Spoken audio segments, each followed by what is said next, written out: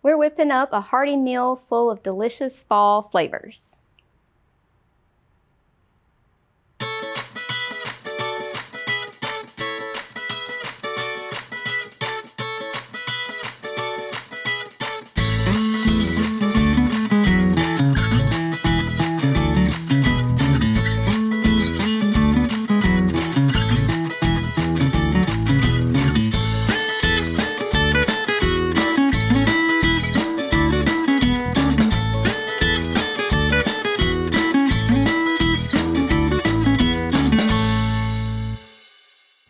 Hey y'all, and welcome back to At the Table. May not quite feel like it yet, but fall is here. So in today's episode, we're going to be fixing some dishes that include vegetables that you can get during the month of September. And they have a little bit of that fall flavor. So let's get started with our mashed sweet potatoes. I have 2 large sweet potatoes here that I have peeled, and then we're just going to cut off the ends. And then you're going to quarter them and then slice them into 1/4 inch pieces.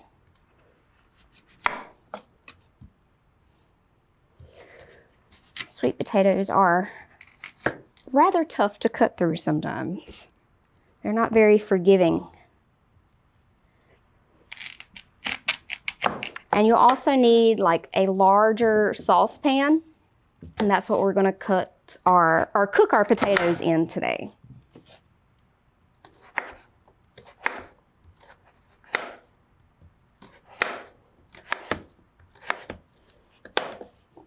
All right.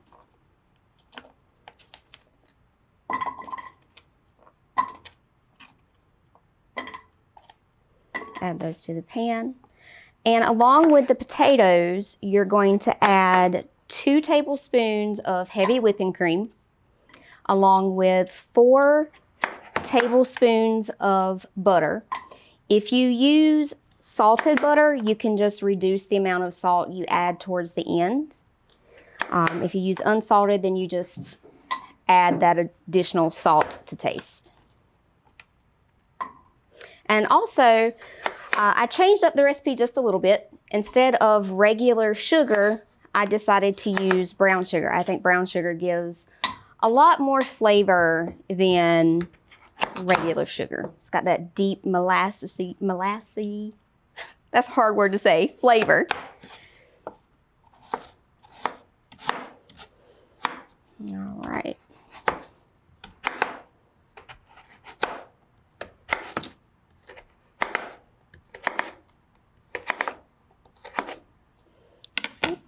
Okay. So in goes that. I'm going to add in the 4 tablespoons of butter. You can just cut them up into chunks. It's about a teaspoon of sugar. Like I said, you can use brown or white sugar here. And then 2 tablespoons of heavy whipping cream.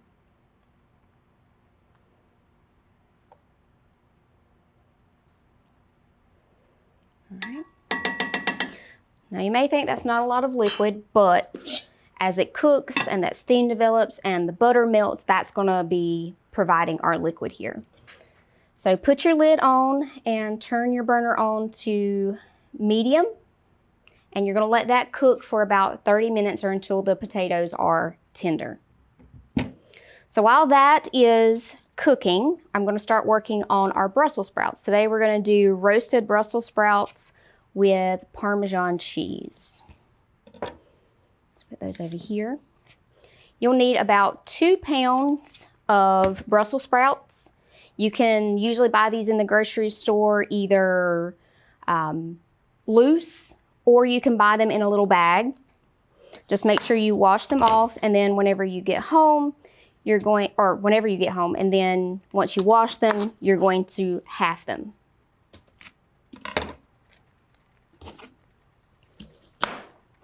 They look like little baby cabbages. That's what I said anyway as a kid.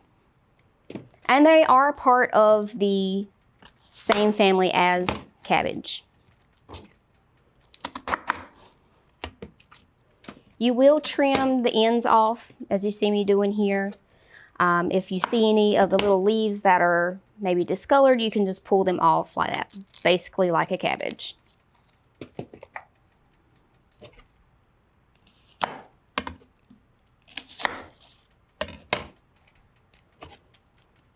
And there is no easy way or fast way to cut these up.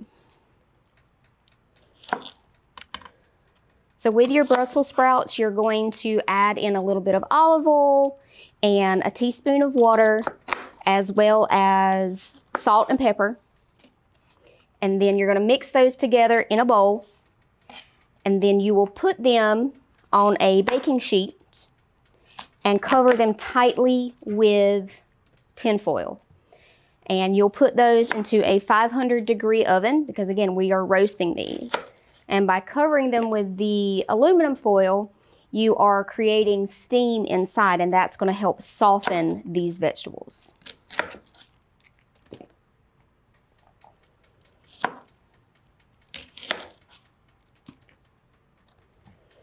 All right. So I am going to add everything to the bowl here, the olive oil, the water, the salt, pepper, toss it together really well so it's coated, put it onto our baking sheet, wrap it with foil, and stick it into our oven. Whenever we come back, I'll show you what that looks like. Welcome to Cork and Brew Roseboro, where you can enjoy your favorite coffee, fraps, smoothies, bakery items, sandwiches, and select beer and wines while reconnecting with friends and family. Sit down and enjoy the experience. Come on by and give us a try.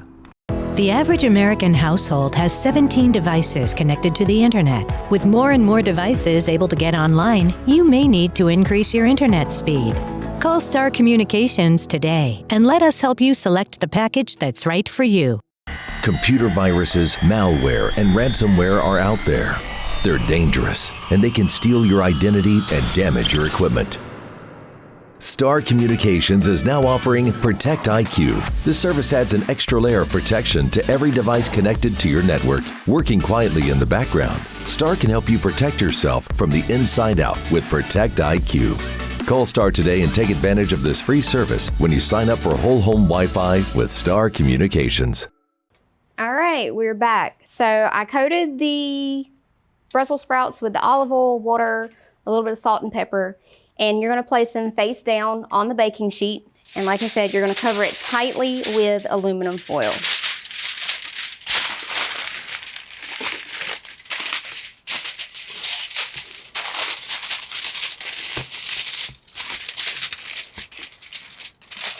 And you're going to place those in a 500-degree oven for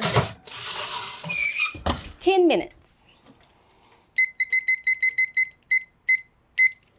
All right, so while that is cooking, we can start on our smothered pork chops. So in a pan, we're going to cook 3 strips of bacon. Let me turn my burner on here. And while the bacon is cooking, you're going to want to slice 1 yellow onion. So just take the top off, the root, and then we're going to cut it in half like this. Put it down, and then we're just going to make little half circles with the onion.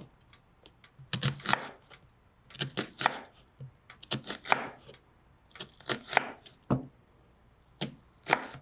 right, so we have our onion ready to go. You will also need to peel, core, and slice 2 Granny Smith apples. You know, September is the start of apple season. I love going to an orchard and picking my own apples. Usually they have all sorts of varieties that you don't get to purchase in a grocery store. And they've always got nice treats at an orchard. Apple cider, apple fritters, everything apple. And if you don't get all the peel off, that's perfectly fine. It's just going to add some extra flavor.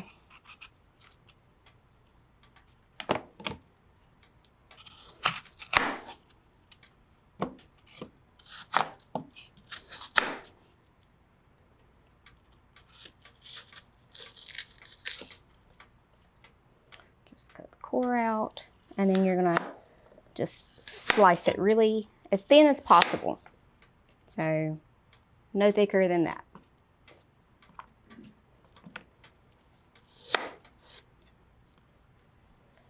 Turn my bacon up here a little bit.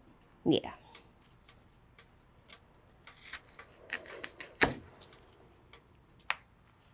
All right, so once this bacon finishes cooking, we're gonna use the fat that's rendered here to cook our pork chops.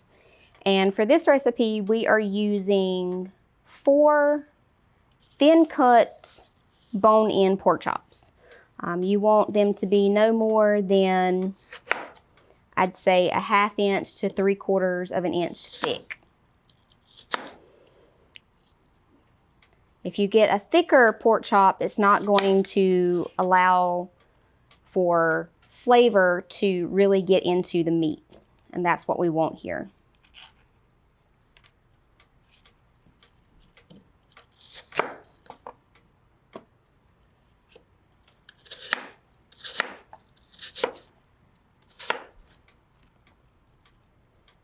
Right.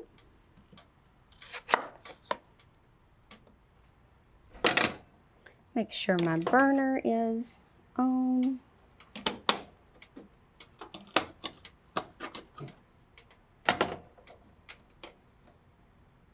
Okay. Sometimes our stoves just do not want to work with us.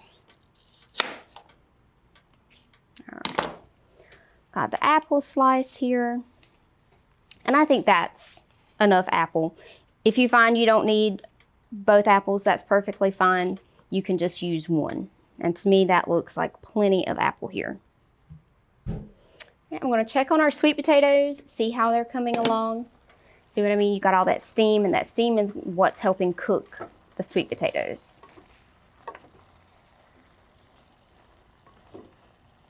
All the butter and creamy goodness of that heavy whipping cream.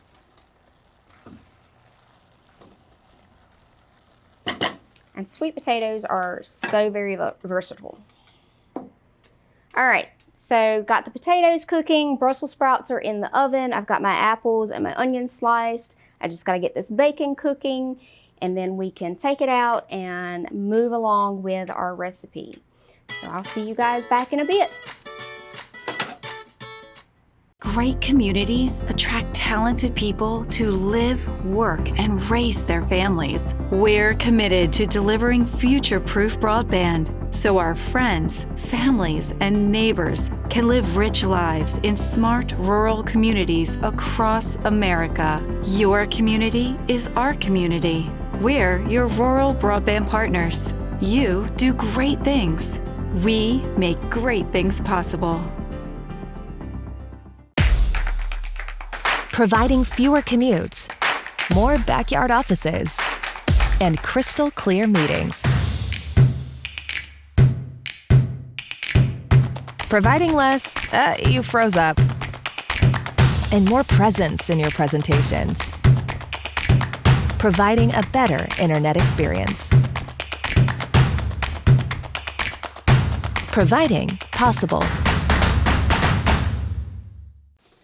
All right, we're back. I finally got this bacon cooking, and as you can see here, we've got lots of nice bacon fat left in the pan, so we can take the bacon out, lay it on a paper towel lined plate so it'll soak up any extra fat that's there.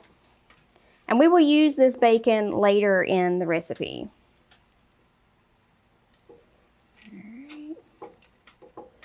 We have that here, and like I said, don't get rid of this fat in the pan. We need that. We're going to use it to build a roux, that way we can make a sauce, a gravy. So with your pan, I would turn it down just slightly so it's not too hot. You don't want your flour to burn whenever you put it in. So this is 2 tablespoons of all-purpose flour. Just sprinkle it over your pan. And you're going to whisk the flour into the fat.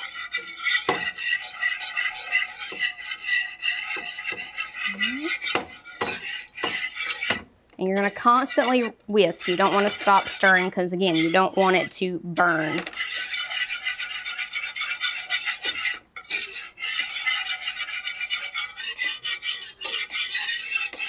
And you want to cook this long enough so you remove that flour taste. So you're going to look for like a nice light brown color.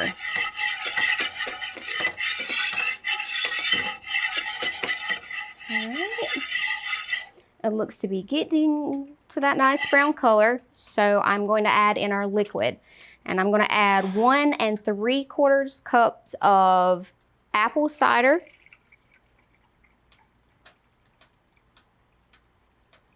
All right, there we go. Pour that directly into the pan. Do it slowly.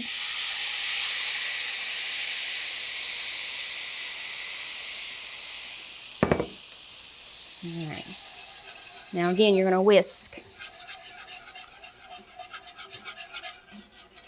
Scrape down all those sides of your pan. You don't want to leave any flavor behind.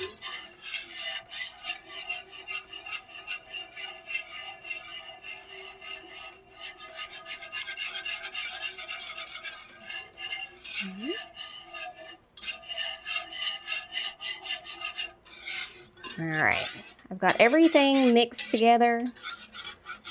My sides have been scraped down. So I'm gonna let that come back up. And now we're going to check on the Brussels sprouts and see where they are at. They should be just about done.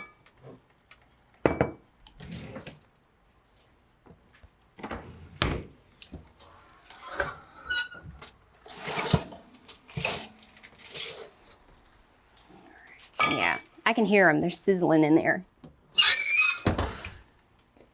Very gently take this off.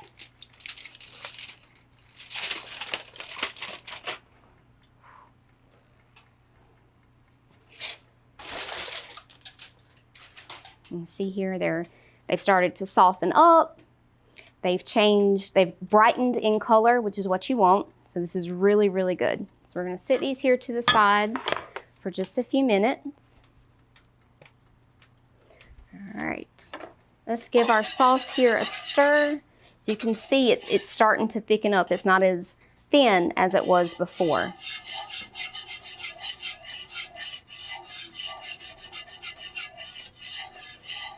All right.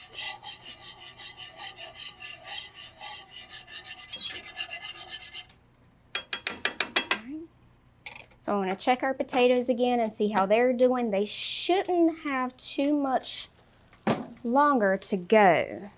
Oh yeah, they're breaking down nicely. There's still a little firmness there, so we want to keep them going. As you can see here, they're breaking up already. That's good. All right. Put the lid back on here and give this another stir. Again, you don't want it to stick. Here we go. This is great. Now for our Brussels sprouts, we're going to make a garlicky red pepper flake sauce to kind of go on them.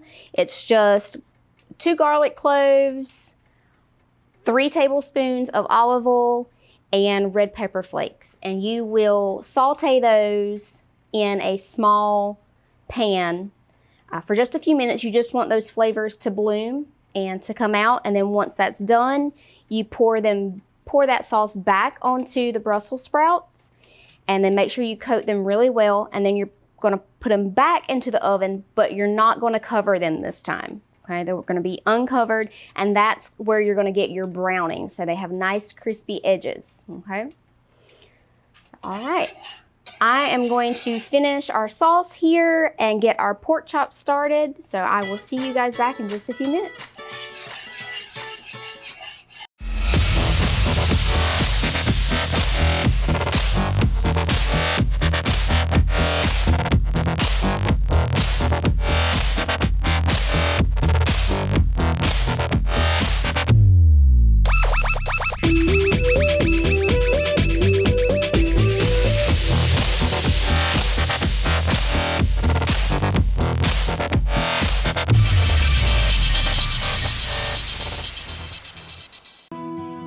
Eastern North Carolina is a beautiful place where we gladly choose to call home, and we strive to provide the best communications services. STAR is committed to improving communications to all our service areas because we want to improve the communities where we not only work, but also live. STAR Communications. We are neighbors serving neighbors. All right, welcome back.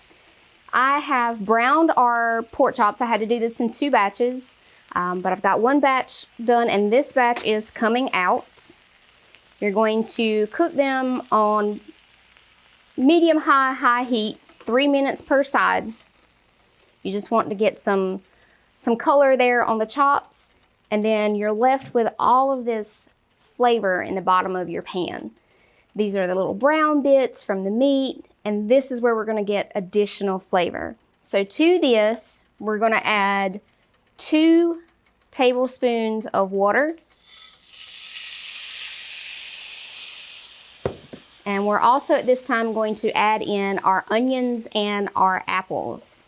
No, I didn't forget about them, I promise. All right, so we've added in our onions here. And we're also going to add in the apples.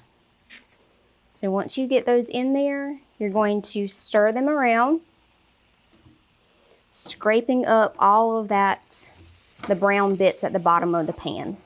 And you can turn your pan down at this point. You don't want them to burn or cook too quickly, or for the brown bits on the bottom to continue to cook.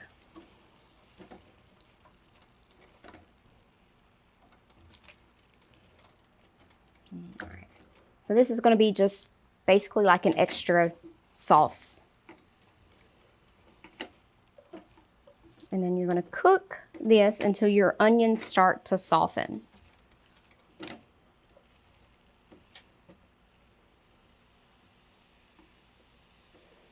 You may be wondering, okay, well, where did that roux go that I fixed earlier? It hasn't gone anywhere. I promise we're going to use it. But we had to set that aside. But what we'll do is once the onions have softened, we will add all of this mixture in this pan to the pan with the thicker apple cider sauce. And then we'll add the pork chops back in along with any juice that has accumulated, because again, that's flavor and you don't want to lose it. So we'll add that back to the sauce, and then we'll cover it and let it cook for about 20-25 minutes until those pork chops are super tender. All right. While the onions and apples are cooking, our potatoes are now done. So you can take the lid off. And here you can add just a couple of pinches of salt. The salt is going to help bring out the sweetness in the sweet potato. Let me grab my masher, and then you can just mash directly here in the pan. See?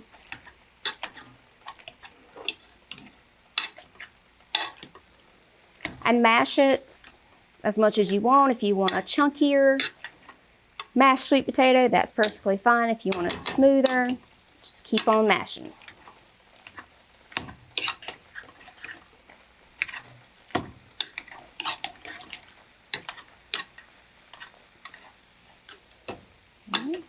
And once you have them mashed up, you can, if you feel like it needs a little more liquid, you can add some extra heavy whipping cream at this point. Of course, taste it. You may feel like you need to add a little more sugar or a little more salt or even a little more butter. You can absolutely do that. Once you have them mashed, you can just transfer them to a pretty serving dish and you are done. All right. I do believe the Brussels sprouts are just about done as well. Going to stir these one more time. Let me pull out the Brussels sprouts here.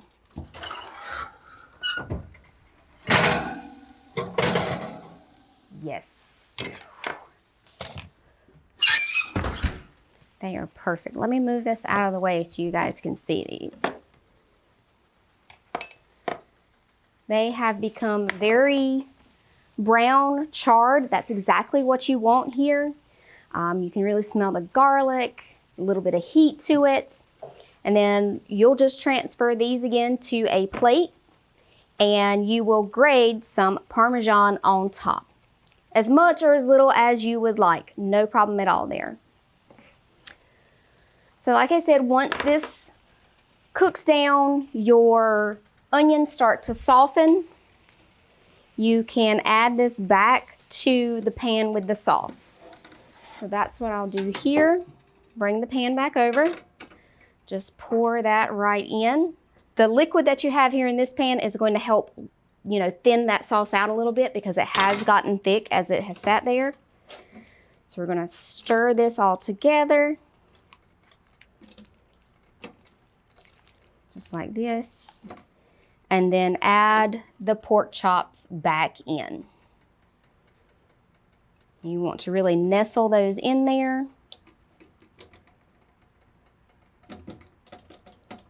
Just like so. And see all that flavor there? We're going to pour that right into the pan as well. All right. Like I said, you will stir this all together, put a lid on it, let it cook for about 20-25 minutes to really create a tender pork chop. And there you have it. You have delicious fall flavors and a very yummy meal. See you guys next time.